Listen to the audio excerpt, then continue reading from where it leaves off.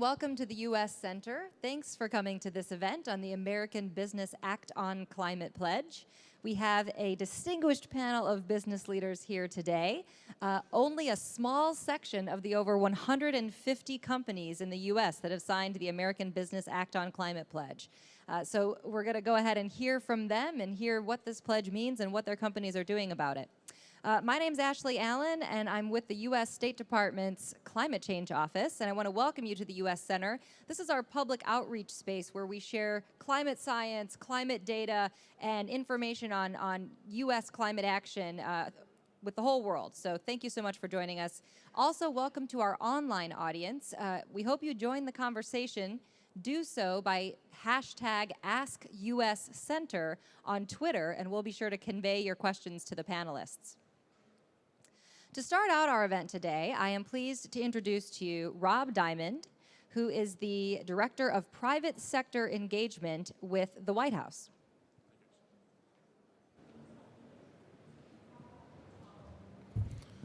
Good afternoon, everyone, and thank you for joining us here at the U.S. Center. As Ashley mentioned, my name is Rob Diamond.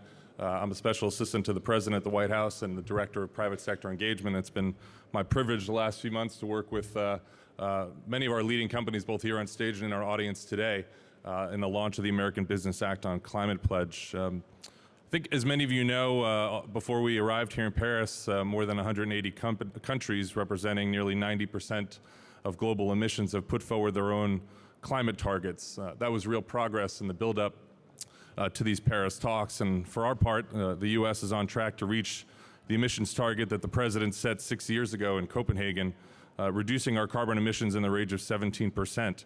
And that's why the President set a new target on the front end of the Paris negotiations, where America will be reducing our emissions 26 to 28% below our 2005 levels. So our task in Paris is pretty clear. It's to turn these achievements into an enduring framework for progress. We're looking to secure an agreement that builds in ambition, that agrees to a strong system of transparency, that reaffirms our commitment that resources will be there for countries willing to do their part, and to make sure that these resources flow to countries that need help in preparing for the impacts of climate change. And finally, we are here in Paris to show that businesses and investors that the global economy is on a path towards a firm path to a low-carbon future. And that's why we designed a truly whole-of-nation approach in the run-up to Paris, arguably most importantly demonstrating how serious the private sector and U.S. businesses are taking action around climate change. In July, we launched the American Business Act on Climate Pledge. To date, 154 companies who have operations in all 50 states, employ nearly 11 million people, represent more than $4.2 trillion in annual revenue, and have a combined market cap of over $7 trillion have joined this effort. And by signing the American Business Act on Climate Pledge, these companies are doing two things. One, they're voicing a strong support for Paris outcome, not just on paper, but in their presence here over the next 2 weeks. These pledges recognize that the countries gathered here have put forward strong climate targets and are voicing a strong support for the outcome in these negotiations. Secondly, and most importantly, they're demonstrating their ongoing commitment to climate action. This was not just simply putting their name on a document. This was them holding up a set of serious commitments, demonstrating action they're taking on an individualized company basis to move the needle, to make the business case why these actions are necessary and how they're going to contribute to the broader effort and success here in Paris. So as the world looks towards us here in Paris, the President is committed to building this momentum and bringing home a successful deal with American leadership at all levels, not just our federal government, with our state and local partners, but with these great American companies who are leading the way. With that, I'll turn it back over to Ashley and look forward to this impressive panel today. And thank you again all for your work to date and for being here with us this afternoon.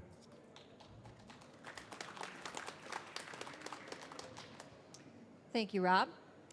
Now, before I introduce our moderator, I just want to introduce you to our panelists up here on stage. On the left, I am pleased to introduce Kevin Mcknight, who is the Chief Sustainability Officer of Alcoa. Next, we have Leah Seligman, who is the Chief Sustainability Officer of NRG. Next, we have Thad Miller, who is the Executive Vice President of Calpine. To his left is John Woolard, who is the Vice President of Energy for Google. And finally, we have Alex Liftman, who is the Global Environment Executive for Bank of America. So thank you very much for joining us for this event. To moderate the event and to kick us off, I'm pleased to invite Bob Perciasepe, who is the president of the Center for Climate and Energy Solutions, C2ES. Bob.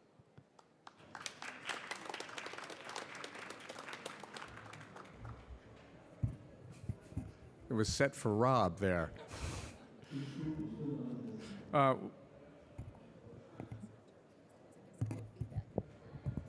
right. Does everybody hear me all right? Great. Well, thanks, Rob, for all that. And Ashley, thank you for the introduction. For those of you who don't know about the Center for Climate and Energy Solutions, we're an independent, nonpartisan, nonprofit organization, and we spend time bringing diverse interests together, including the business community, to work on and get galvanized around common sense solutions to climate and energy problems. We have a 30-member Business Environmental Leadership Council. Some of the members here, some of the folks here are on that council. I also want to point out a few people in the audience, Melissa Lavinson from Pacific Gas and Electric, and also Steve Harper from Intel are also part of our business council. All the companies here today have signed the American Businesses Act on Climate pledge that Rob mentioned when he was up here before.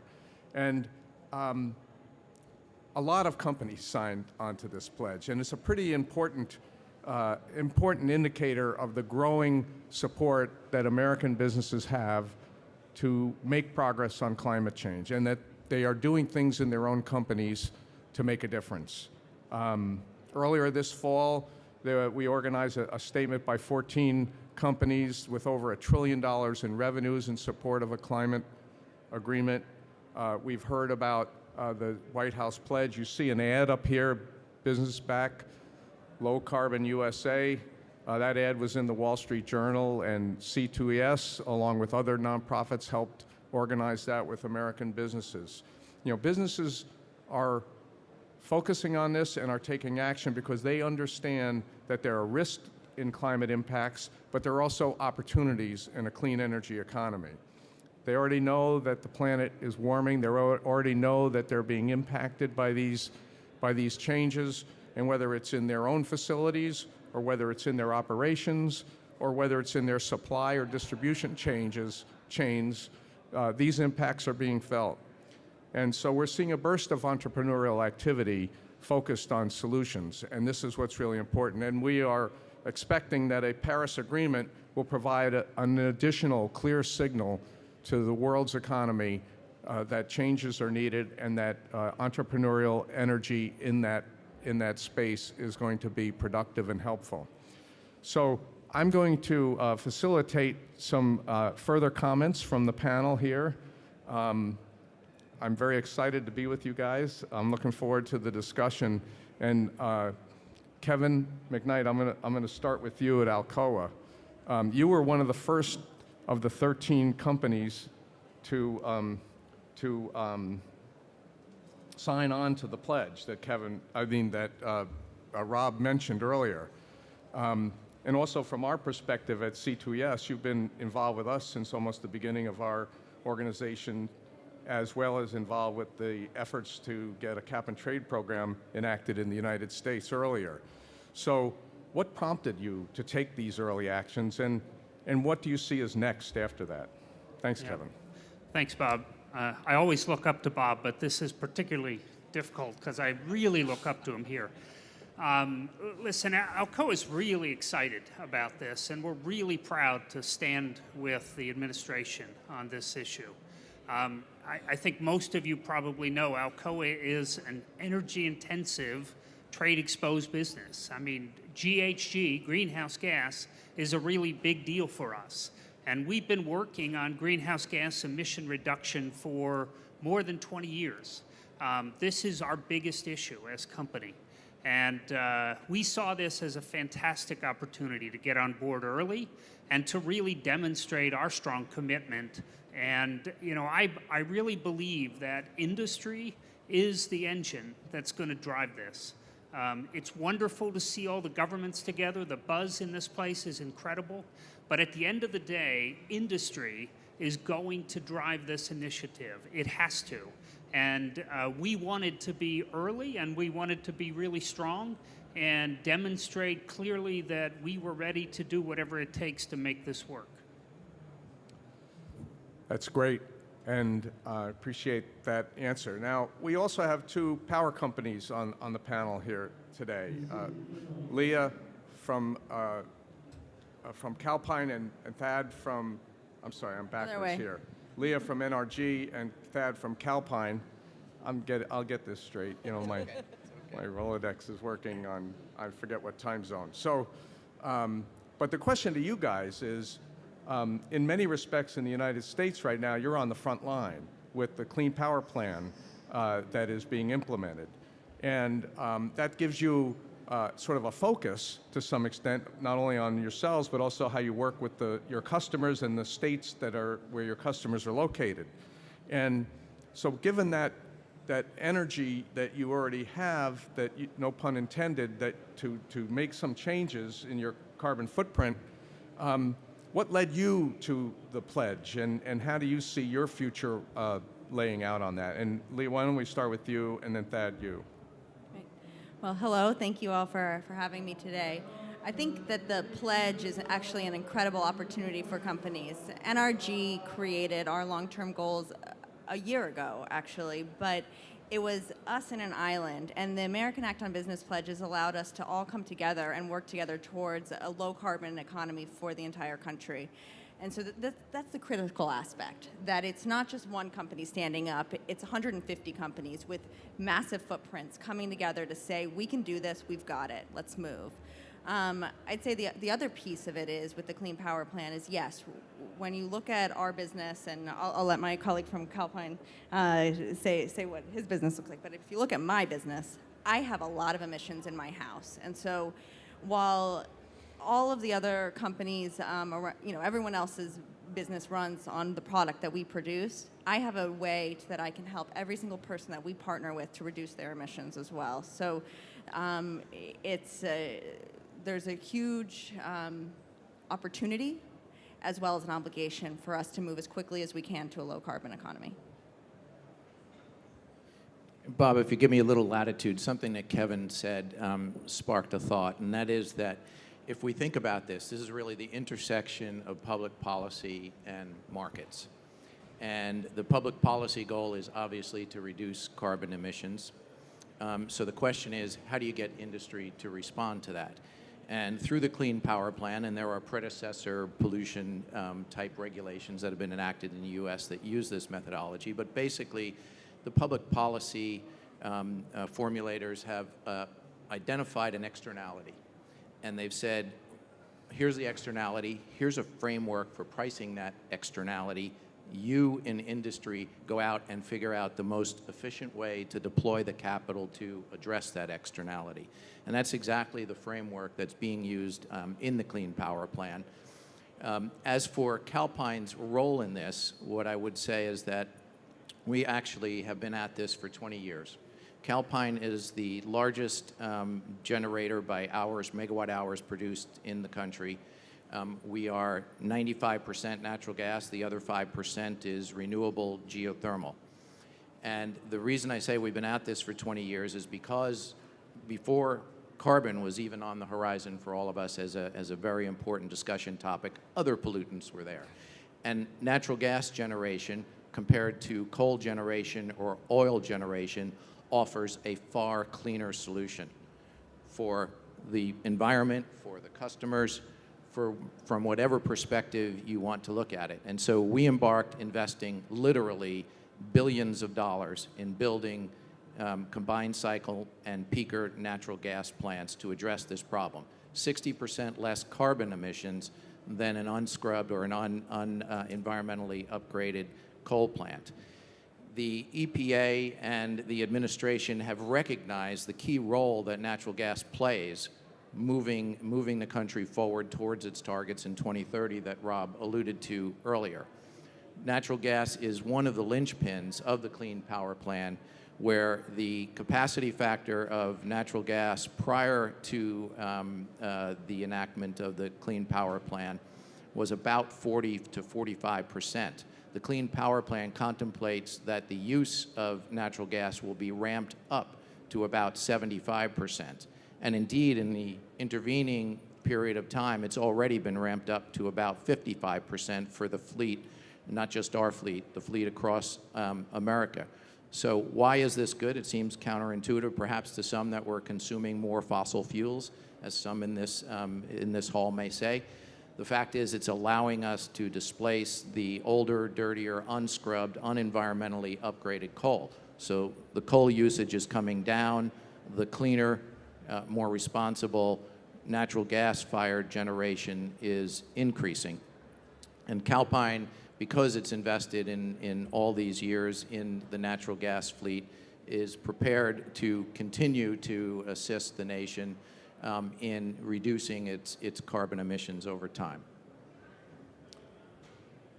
Thanks both of you for that. I mean, you guys really are now starting to push, and it's really fun to watch, actually, to be honest with you. As a policy wonk and somebody who's worked on some of these programs, this one has a lot of moving parts and a lot of flexibility and a lot of opportunity for innovation, so we appreciate what you guys are bringing to it.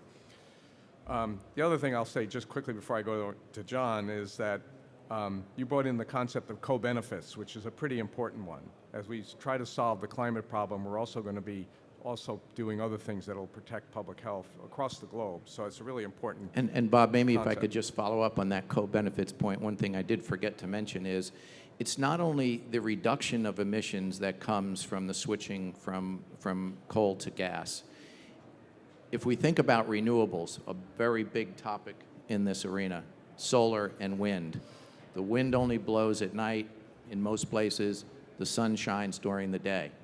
So that means you need to have, at least for the foreseeable future, until there's some technological breakthrough of scale, you need to have quick responding plants. Coal plants, nuclear plants are not quick responding. Gas plants are quick responding. So that means as the sun comes up, the gas plants can back off. As the sun goes down in the afternoon before the wind comes up, let's say in California, for example, these plants can ramp up. So they're providing a very important service for the integration of renewables, which is another linchpin of the Clean Power Plan and everyone else's objectives.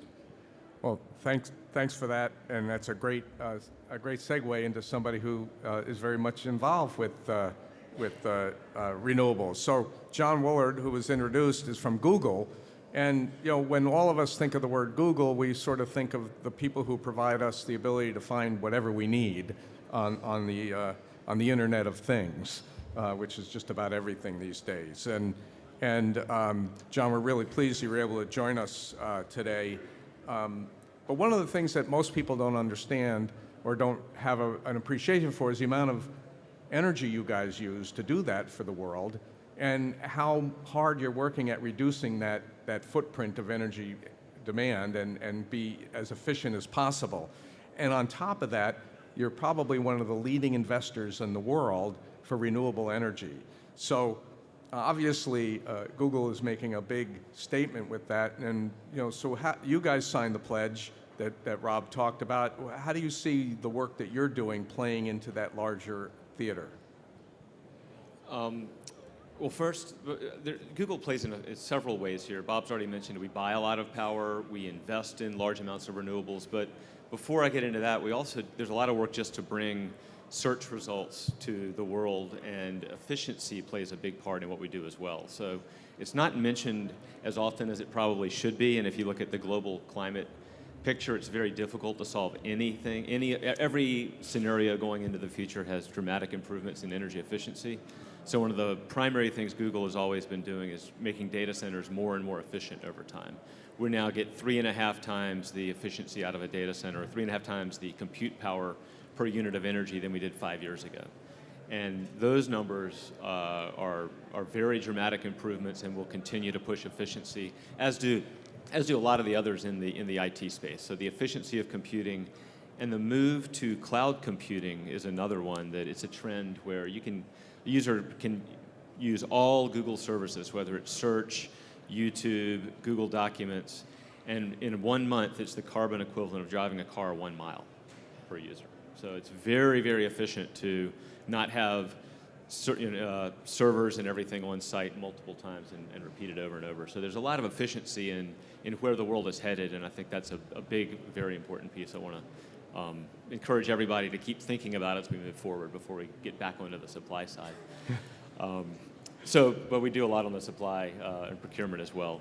We started probably 10 years ago thinking about there is an inevitable trend. We're a very data-centric company, so as we looked at the data around climate and the data around what was happening, it seemed to us inevitable as we looked at just the science and the data that we were going to have to methodically decarbonize.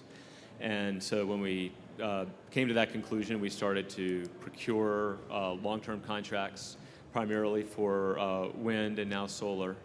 And we've done, just with our recent announcements, we've done about 2 gigawatts of long-term power procurement of zero carbon power or primarily renewable. So, and that's across, we just announced, we do some in Europe, we've done some in Africa. We just announced the largest wind farm in Africa, which was 300 megawatts in Kenya. We're basically investing and buying power on a worldwide basis now across multiple categories. Why do we do this? For one, we have a big focus on decarbonizing our own operations. So the procurement side, as we've invested or as we've procured what's now close to 2 gigawatts of direct power procurement, that brings us closer to our goal of being 100% powered by zero carbon power renewables. So our goal is 100%. We're not there yet. We keep pushing. We also keep growing. So we keep adding more and more renewable power as we grow. On the investment side, we've put $2.5 billion in as Google. But that has also catalyzed a total of about $8 billion of investments into large solar, wind, and other projects. So we think by deploying our capital, we tend to be a little ahead of others sometimes. So we're not, we're a little ahead of some of the financial community. We'll take a little more risk. We have the ability to go in and do some deep engineering and understand risk. And then we did some of the very earliest or the very first solar rooftop portfolios. That's now become more standardized, and that's a good thing. As the returns get lower and and things become more standardized, we might move on to a different category ourselves. So, but we're big fans of the fact that business is signed on for this. And a while ago, we felt like we were. There weren't very many out there, and to have basically 150 businesses sign on. But the big number that was mentioned earlier is $7 trillion of market cap is a number that people should pay attention to. There's a lot of smart people and a lot of heft and a lot of real thinking behind this, and it's a serious move that I don't see turning around at all. Thank you. Well, John, thank you so much for that outline and for making us not forget how we can make our own lives more efficient and that technology can help us do that. You outlined that pretty well. Next I'm going to ask Alex Liftman from the Bank of America a question. I know you'll be shocked, but it's going to be about finance. Although everybody mentioned it a little bit here, didn't they? Yeah. If you look at the current investments we're making in renewables, notwithstanding Google's great effort, and you look at what the gap is out there, globally even, for the kinds of investment and capital accumulation we need to make to go through some of the transitions we're talking about.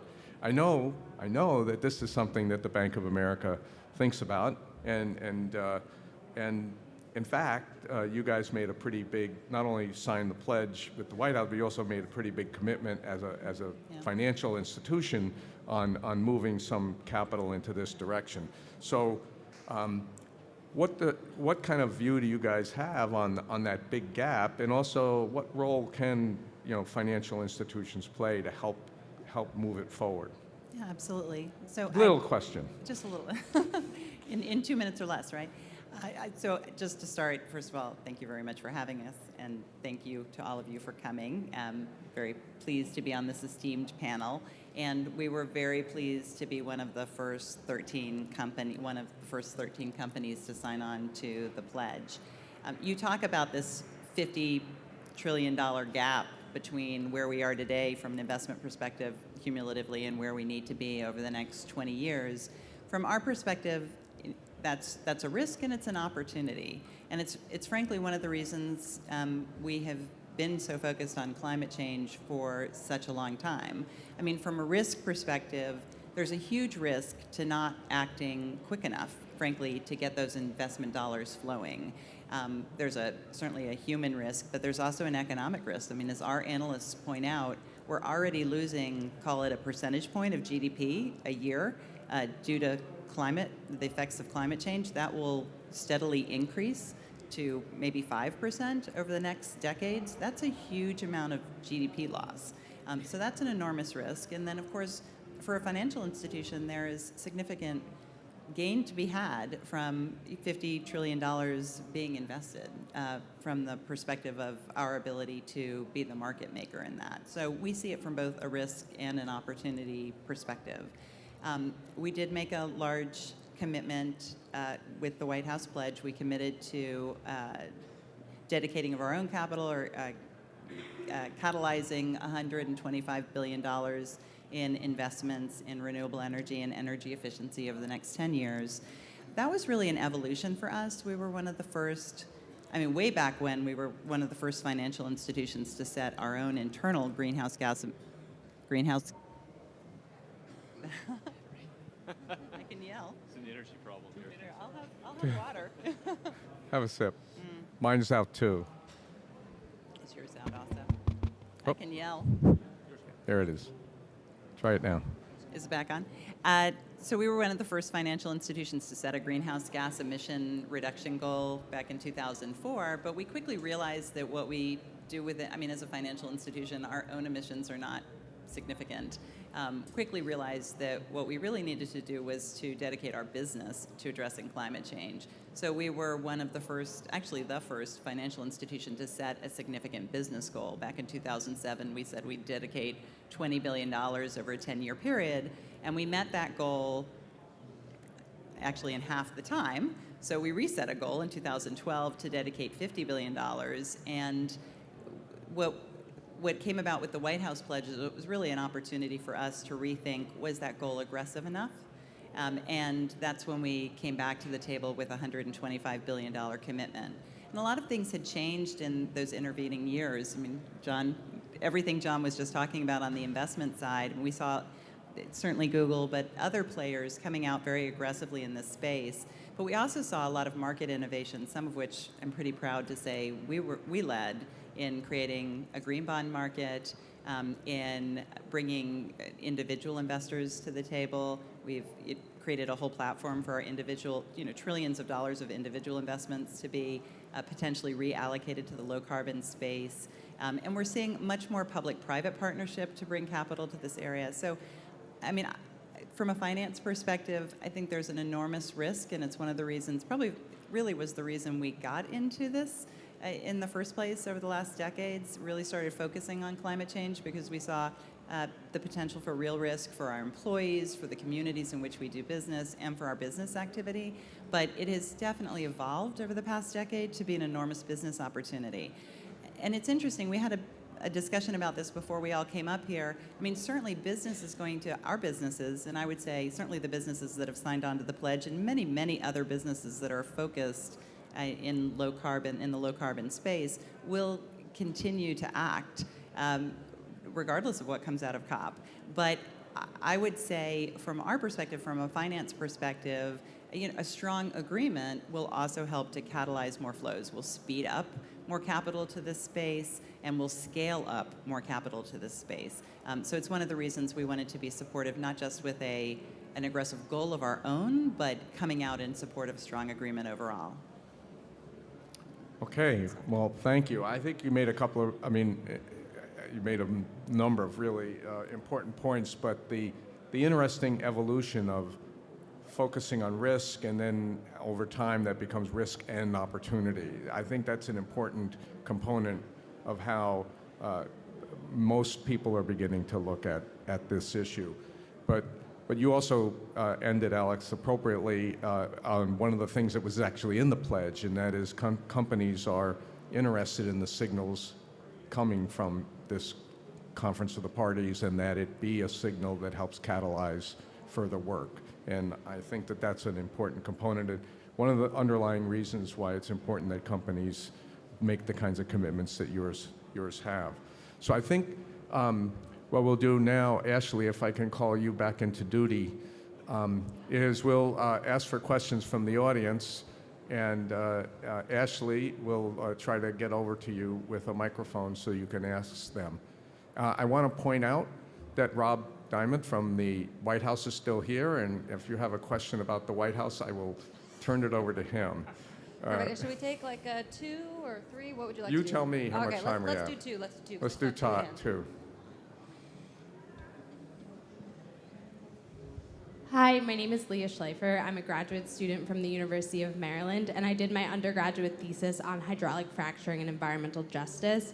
So the United States, as we all know, has several major shale plays, and there's a lot of opportunity for us to make a lot of money by extracting all of this resource. And while natural gas is a great transitional fuel, it's not renewable and it's not externality free. There's major impacts on the local communities where it's drilled, and there's also substantial methane emissions, which we all know is an even stronger greenhouse gas than carbon dioxide. But since it's so profitable and easy for us to get all the natural gas out of the ground, it makes me, as a young person, worried that that's the direction that we're going to settle on now. So how do we provide an impetus for business and for the government to see natural gas not as a final solution, but as a transitional fuel? And how do we guarantee that our striving towards renewable energy doesn't die down because we have this other solution, even though it's an imperfect one? Okay, well, I'm going to turn to our natural gas experts. Do you mind if we do one more question real quick? Okay, just pile, okay. Well, conveniently, it's on the same topic, but from a different perspective. So I'm Phil DiCola. I was a NASA scientist for about 20 years and worked in Office of Science and Technology Policy as an advisor on climate and Earth observations. And now I'm here at the COP representing the World Meteorological Organization. We're developing an integrated global greenhouse gas information system, which one of our objectives that could become a recommendation ultimately is to look at methane coming from the oil and gas supply chain all the way to the power plants and storage and the whole supply chain. And the reason for it is that the point you just made about everyone understands that depending on the time horizon, methane could be as much as 80 times more powerful greenhouse gas than carbon dioxide. So while what the gentleman said earlier about the value of using natural gas now, it can be all completely washed out if we're leaking, say, from the supply chain, methane to the atmosphere. So it is a great promise to have a bridge to a renewable energy future, but what I wanted to hear, like my colleague over here, I'd like to hear what ideas are on the table for monitoring and measuring and making sure that the supply chain's tight enough so that that bridge isn't one that's going to drop us into the drink. Well, maybe if I could distill the series of questions into 2 basic questions, and I think many of us can contribute to the answer. The first part of the question was, what about the methane emissions and the other potential side effects of fracking and extracting the natural gas and oil as well? The second question is, if we become too complacent or reliant on natural gas as this bridge to the future, is it going to cause us to dial back on other potential solutions? So just my own 2 thoughts on those 2, and then I'll, of course, I'm sure everybody else here has a view on it. On the first, I think, these issues have been highlighted. These issues are being looked at. The EPA is very active in looking at these issues. Many of the states are very active in looking at these issues. And I think it's not unlike many things that have gone on in the past. We do live in an era of much more heightened scrutiny. We do live in an era of much more responsiveness on the part of government and much more cooperation between government and business to address these issues. I mean, we are not natural gas producers, we're just the consumer, but what we see is on both sides of the equation, the government responding and looking for responsible regulation that provides market-based solutions, and we look at industry who are taking the initiative. Is it 100%? Obviously not. It never is. But we do see momentum in that direction. So I think those problems are being addressed. It will take some time to work them out, but they are being addressed. As to the second part of the equation, if you just look at the diversity of the people up here, so we're going to keep producing the natural gas because the only alternative is to have it from coal in the interim. Less carbon emissions, so contributing to the solution. On the other hand, John and others are going to keep working on renewables and other perhaps disruptive technologies. And I don't think they're going to dial back just because natural gas is there. And maybe with that, I'll hand it to John. Yeah, I think just to pick up on that one piece, if you look at, we always look on this as a portfolio, not just from Google's perspective, but just from the whole system perspective. And right now, natural gas helps integrate, and you can actually add more of certain renewables in different areas because of ramping and regulation, and there are these services that are provided by fast responding plants. So what Thad said earlier is absolutely accurate, that you do need, you can increase the penetration of renewables. And the first thing you want to do is you want to have a broad portfolio with as many assets as you can, and as many of them should be zero carbon as possible. And don't forget about nuclear also right now. 20%, 60% of the zero carbon power in the US comes from nuclear. So right now it dwarfs renewables and any source out there, so I think we want to be very careful about losing some of those sources. But over time, we have to be very careful that we have policies that start to drive towards complete decarbonization, which means that first coal is going to disappear, and then eventually, there are ways to do gas with sequestering carbon, which I think has not been explored as much as it probably could or should be, because as you need those that ramping capability, a natural gas plant that sequesters carbon is always viewed as really expensive and out of the money, but when you view renewables plus storage, it starts to get to be a different discussion. So. And last comment is, methane isn't some of the big issues, to your point, are methane leaking through the distribution system as well, through cities. There's massive leakage that isn't even related to the power plants themselves. It's not from the well to the burner tip. And so we've actually got a project that we're starting inside with our street view cameras, the cars that drive through, and we're starting to look at how to add methane sensing in the distribution system to see that there's a lot of leakage through the distribution system as well. Yeah, and just one other point. Remember that one of the foundational elements of this COP-21 is verification, so measurement, reporting, and verification. And that's not just CO2. I mean, that's all gases. And that's a huge initiative that I think all of us are really looking forward to. I think many people heard about, in the last few weeks, China underreporting coal by 17%, a huge amount. So verification is a critical element of COP21, and it's something I think all of us are really looking forward to.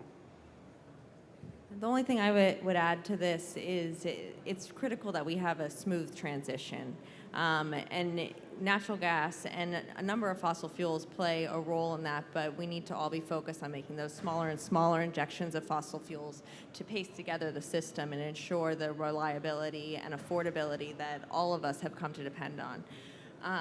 So what I think the ask I would have of everyone here is keep pushing. We shouldn't accept a fossil fuel state as the end state. It should be something that we're driving towards, a low carbon, low greenhouse gas future. And that is not just on those of us that produce electricity, but we absolutely need the help of those that consume it if we're ever going to get there. So measurement, critical, long-term targets that actually take into account the value of these assets and how long they're going to be around, so that we can report to our stakeholders and people can hold us accountable. But also that partnership of step up, demand it, work with us. Let's figure out the systemic barriers to increasing the use of renewables, and all tackle those together. And Okay, I want to make sure that. And I just Rob want to has- add, from a policy perspective, the administration and the EPA identify your risk and agree with it completely. And as a point, just in August, we released a whole new set of standards, very ambitious, but we think achievable, to reduce methane emissions, in particular from the oil and gas sector, by 45% from 2012 levels by 2025. So it's a risk inherent in this transition that we're all talking about, one we take very seriously, and the EPA has released, again, a very ambitious set of new standards for the industry to achieve those goals. Okay, I think our time limit is up. No, we've got Okay. plenty of time Oh, for conversation. well, Yeah, I was going to say And time for more get questions. some more. Well, Yeah. before we get another question, I just want to make a quick statement, and that is my board chair is here, Ted Roosevelt. Ted, thank you for coming. Well, one of the key things that came out of this last discussion is the need for an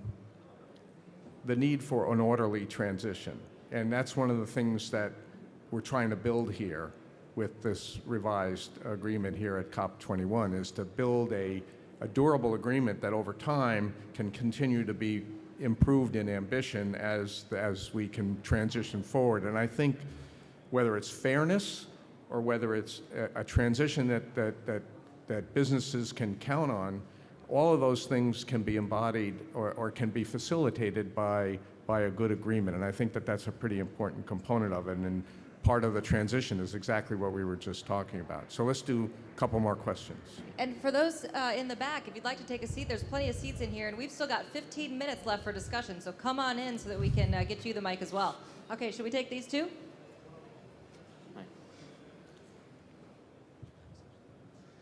Hi there, this is Rasmus Volonko from the World Business Council for Sustainable Development. So my question is very simple because it's what we're trying to do as well.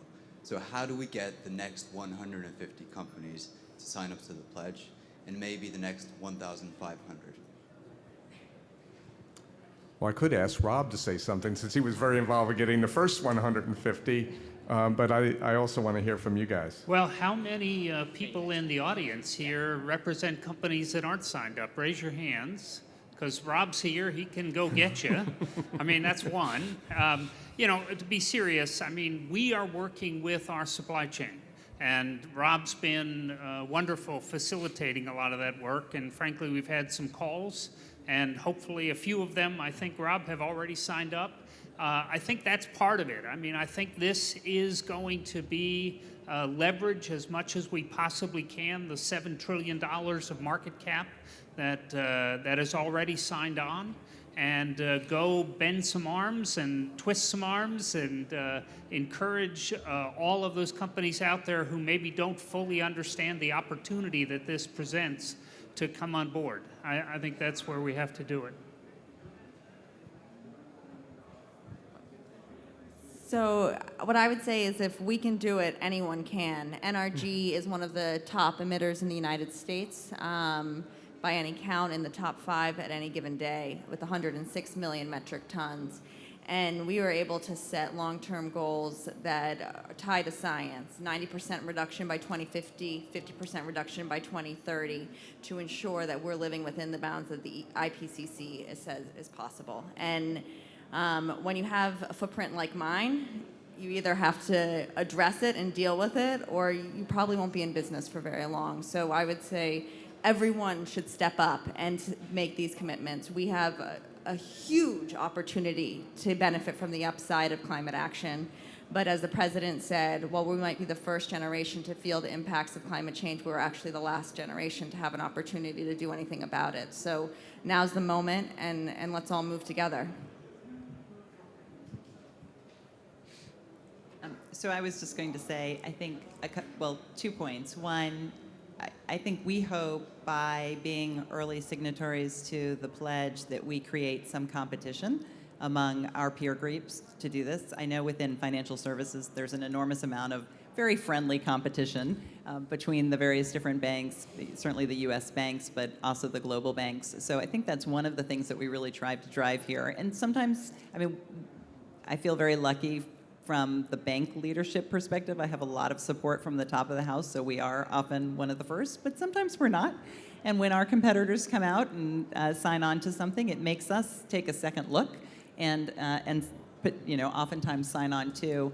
The second point I'd make is, and this has been such an important effort by the White House, and we're so pleased to be involved, but there are lots of different efforts that have signed on companies as part of COP. There's We Mean Business, there's, I don't know, B-Team, there are a myriad of different initiatives that have come on, and so I wouldn't want people to be left with the impression that it's only really the 150 companies that have signed on to the pledge that are supportive of a strong agreement here at the negotiations. There are lots of different efforts underway, and I think that's one of the things that has been so exciting to us, and not just as we've walked the halls, but over the last couple of months as we've prepared for COP, is there's been so much discussion behind the scenes among businesses between our clients and our suppliers that I think that just speaks to the environment the administration and other leaders have created, but also just the environment going into these negotiations.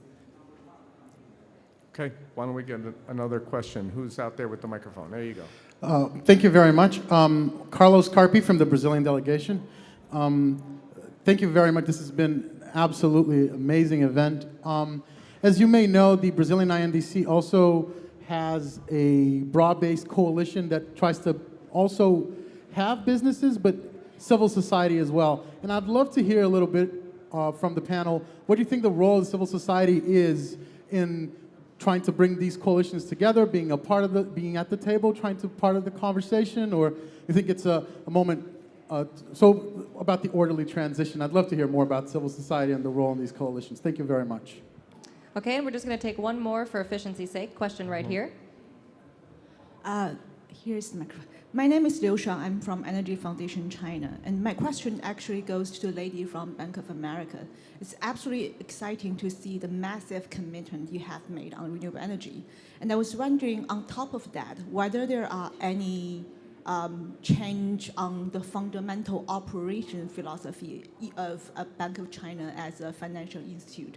For instance, there's a gentleman from power sector mentioned that the externality or the negative impacts of their operation is tried to be solved under the framework of US EPA. And whether for Bank of China as a financial institute, there are ways you can try to monitorize and internalize those negative impacts in your investment decisions, in particular for those investment in more traditional fossil fuel field. Thanks. Okay, you guys got that? All right. So I think the banks, not just Bank of America, but the banks in general, are definitely spending a lot of time thinking about how do you, to your point, actually internalize some of these externalities. And our research teams are spending a lot of time looking at this and giving us advice and counsel, giving our clients, I should say, our investor clients, really good advice about how they should be looking at their investments, and it's certainly something that we take into account when we're looking at lending and investing. I will say for financial institutions, I mean, some of the aspects of this agreement actually will be really important for financial institutions, as are other initiatives like the Financial Stability Board. Many of you may have seen the announcements over the last couple of weeks that they will really be looking at disclosure and how do you account for risk in the financial system.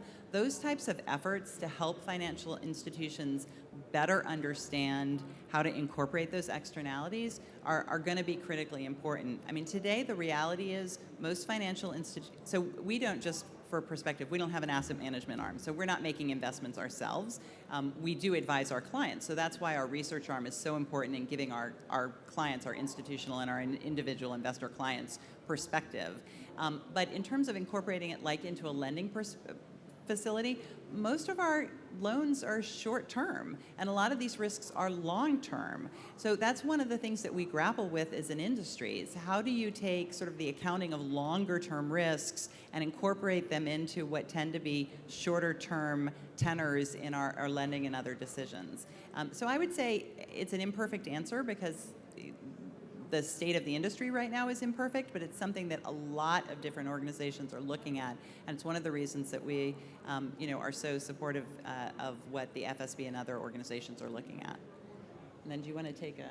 Well, yeah, let me address the gentleman from Brazil's question on just civil society and how, as I look at everything we've got to do between now and 2050 or beyond that, this cannot be solved by government alone. It can't be solved by business alone. This is one of the biggest undertakings that the world will ever have attacked. And unless citizens everywhere are thinking about it, are focused on it, and care about it, you could not do it with just business. We're part of it. We can develop new technologies. We can drive costs down. We can make renewables more affordable. We can even invest in nuclear and other, there are lots of technologies that are going to help. But without the political will, which is a lot derived from people caring and being passionate and being educated and voting, then you don't have the political or the business will to move forward. So I think education's a huge component. We need to focus a lot more on climate education. It's unfortunate that so few people, it's very far down the list in a lot of different countries of things that people care about. They're not as focused as they should be on something because it's one of those complicated problems that requires a little bit of work to understand, and it's far out in the future, and it happens slowly. So we all need to be part of educating people in a better way. Certainly, Google's looking at how to get data and information out there in ways that are digestible, where you can get, data goes a long way, but sometimes people, when they hear the word data, their eyes kind of roll. And so we need to think more in terms of pictographs and ways to get information out there that's accessible, that is usable, and that actually motivates people to really think and to understand the problem and then care.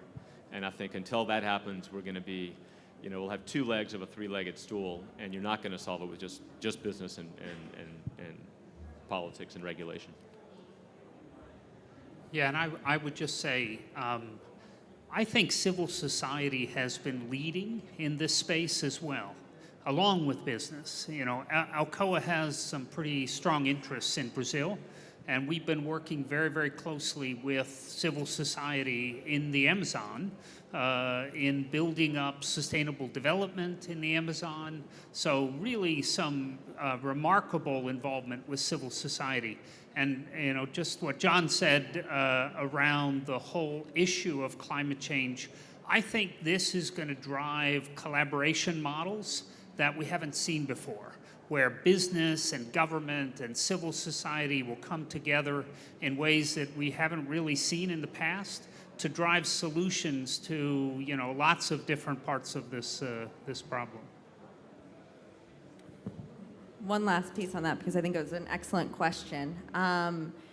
Like my colleagues have said, civil society plays a critical role, but I think it's not just in collaborating together, but business and government have been known to put forward solutions that don't always work if they're done in silos. You have to be engaging with everyone across the value chain in order to ensure that the solutions that we move forward with don't have unintended consequences. So I would just say that civil society plays a critical role in saying, well, did you think about it from that perspective? And it challenges us to put together stronger, smarter plans that will help us transition.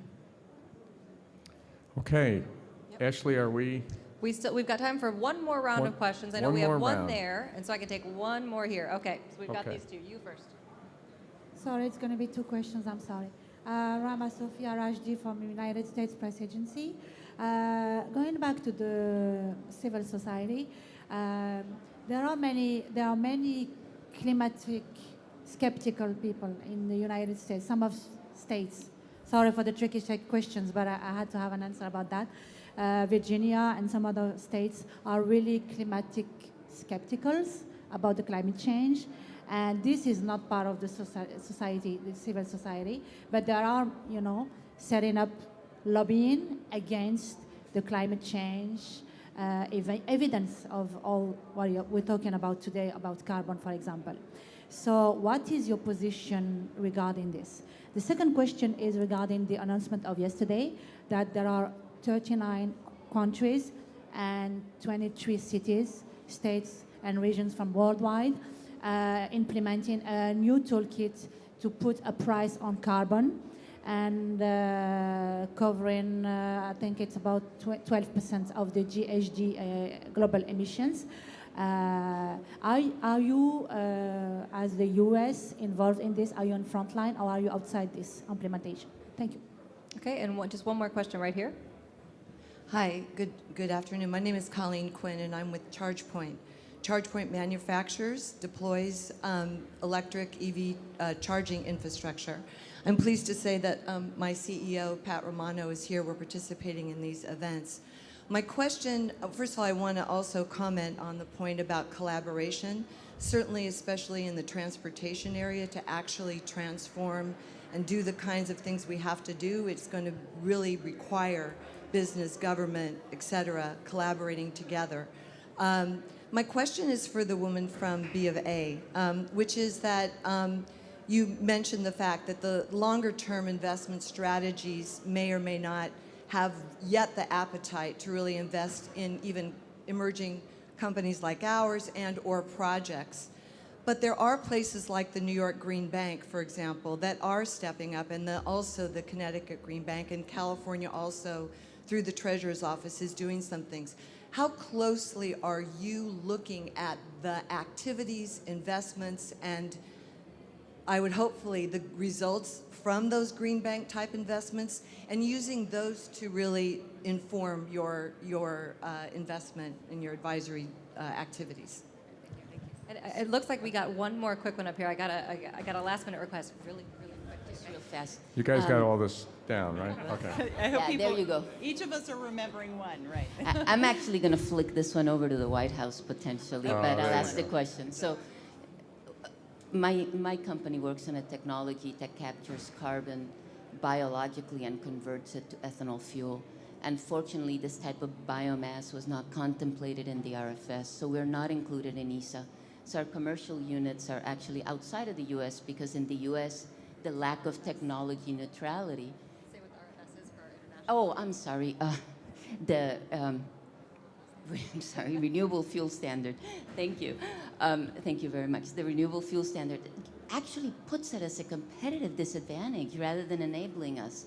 So the lack of technology neutrality is a problem, which then leads to heading towards one solution, which leads to unintended consequences. So my question is to all of you, how are we working towards technology neutrality? How are we going to ensure that everybody that can have a seat at the table does?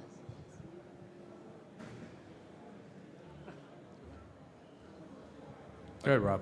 Sure. You can start. Yeah, well, the short answer is I'd love to talk in more detail about it after, but you know, the president's position is that this is a whole of technological approach in terms of this transition, and so I think we are, from an administration point of view, certainly not picking favorites, and we are, I think, very conscious that we are on the leading edge of a technological revolution here in terms of clean energy, and to facilitate those advancements in real time and to accelerate those advancements are our focus. It's one of the critical efforts in terms of the financing that the banks have stepped up to do. It's one of the critical announcements we made 2 days ago when the president was here with Prime Minister Modi and President Hollande and Bill Gates around mission innovation to say that we have technologies that exist today, but they may or may not necessarily meet the goals we need going forward. So our focus is on innovation, our focus is on finance, our focus is on making sure that we continue to move this ball forward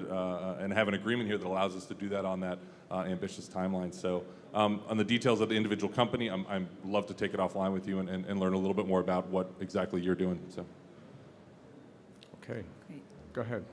So first of all, huge fan of ChargePoint. I have a fob in my purse, and I charge my car on a ChargePoint station every day. I have a C-Max. So love your technology. So in answer to your question, just because I think I may not have been as clear when I answered the previous question, when I was talking more about externalities, I was really talking more on the risk side with fossil fuel and other types of investments. I mean, it's harder for us to incorporate really long-term externalities when we have short-term loans.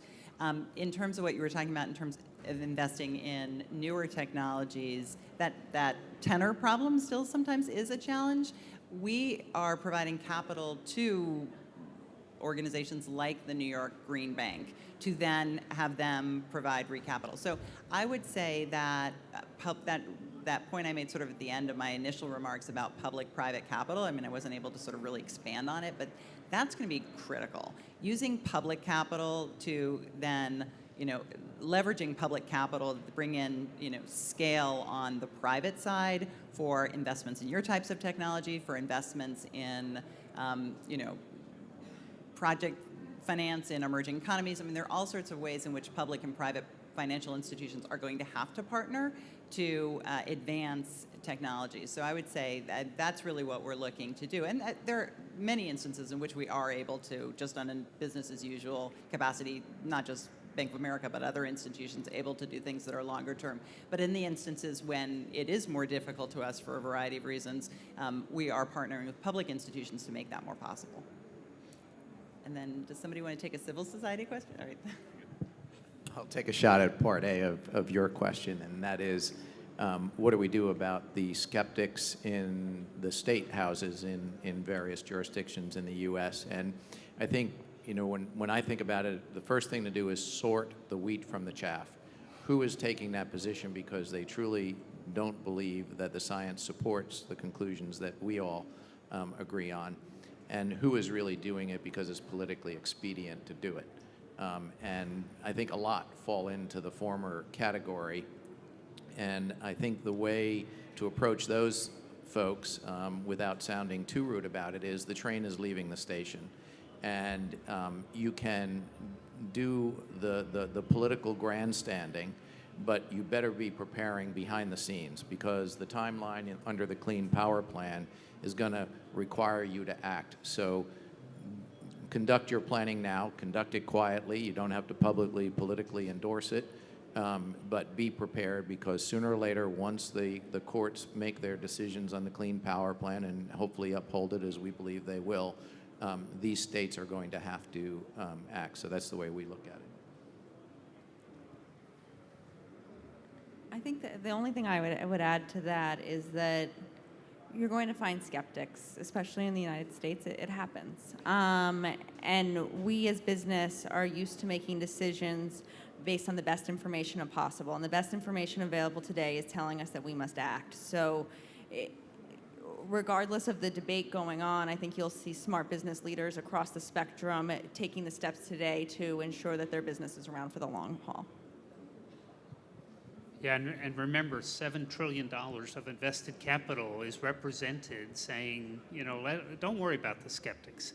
Let's just keep moving forward. Let's do what we can do, what we know we can do, and eventually they will disappear. My sense is that's where we're going. If I kind of integrate the three questions, you know, I think the bottom line is the climate change issue is a very complex issue.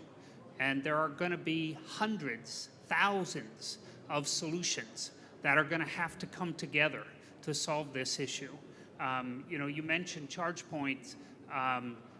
You know, think about the administration's CAFE legislation in the U.S.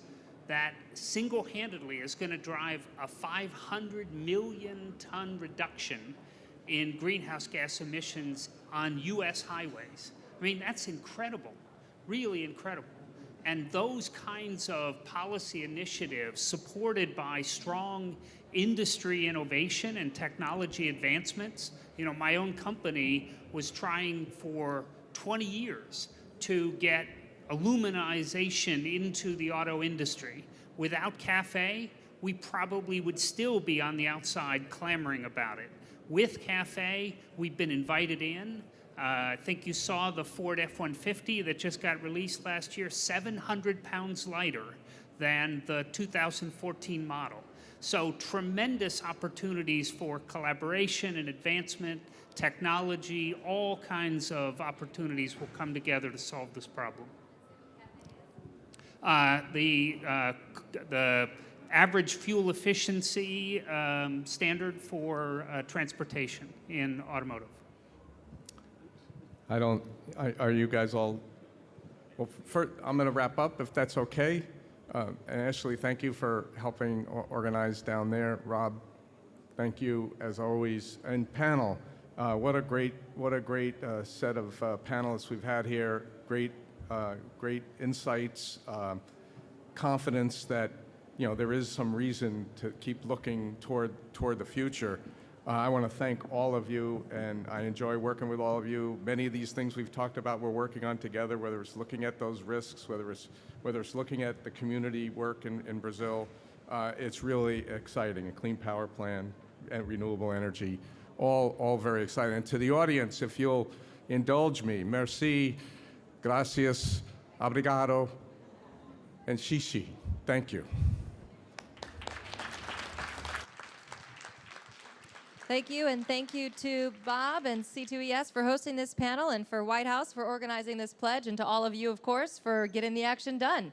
Okay, thanks so much for coming. We have one more side event tonight. That is at 5:45 p.m.